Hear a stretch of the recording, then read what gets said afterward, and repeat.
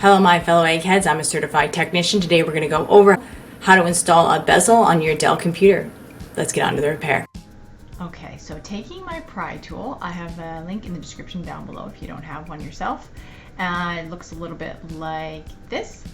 And then I'm going to take it and I'm going to loosen the bezel, but I'm going to push back the screen as far as possible because it's easy to scratch it with the tool.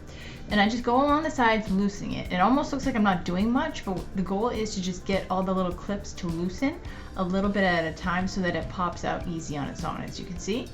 Just like that, moving it back and forth to loosen and unhook the clips that are underneath. And then I gently pull it up, being careful not to force it.